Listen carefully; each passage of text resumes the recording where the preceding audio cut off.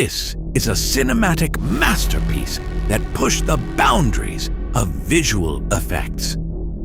A record-breaking budget, unforgettable car chases, real dangers on set, and interesting facts hidden behind the scenes.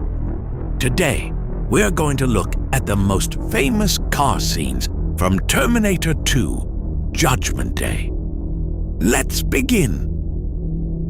In 1991, a film was released that forever changed the science fiction genre. Revolutionary special effects, car chases. But what was happening behind the camera was often no less impressive. The spectacular 12-meter, 40-foot plunge of a Freightliner truck into a Los Angeles storm drain, the Bull Creek drainage channel in the San Fernando Valley, was filmed using practical effects, not CGI. The truck's grand jump was performed with a real Freightliner.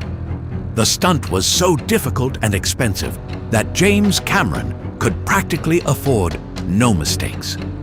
The scene was filmed with several cameras simultaneously.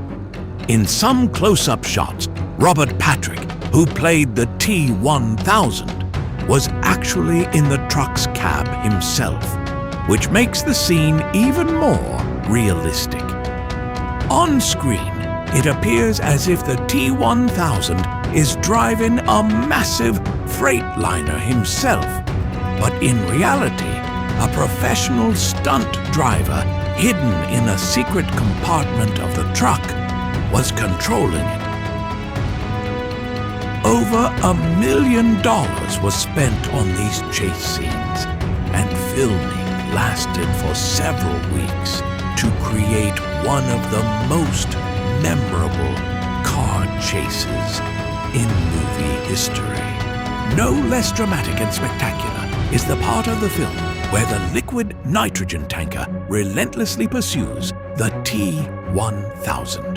The shots are filmed so realistically that it creates the impression that everything actually happened, and the camera simply happened to be at the center of the action.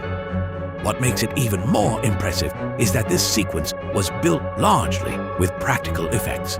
Real stunts, real trucks, miniature models, and carefully planned explosions, not just computer-generated imagery.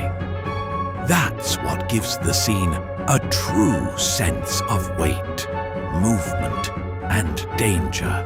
Did you know the heartbreaking final scene of Terminator 2?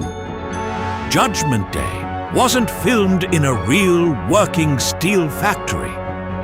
The legendary ending was shot at the abandoned Kaiser Steel Mill in California. To make it look like a dangerous active steel plant, the crew used practical movie magic, dramatic lighting, steam, glowing set pieces, and clever visual tricks instead of real molten metal.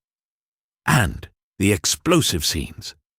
Director James Cameron didn't blow up a full-size truck. For the liquid nitrogen tanker sequence, the team used detailed miniature models and practical explosion effects to create the illusion safely and realistically. That's one of the reasons Terminator 2 still looks incredible today.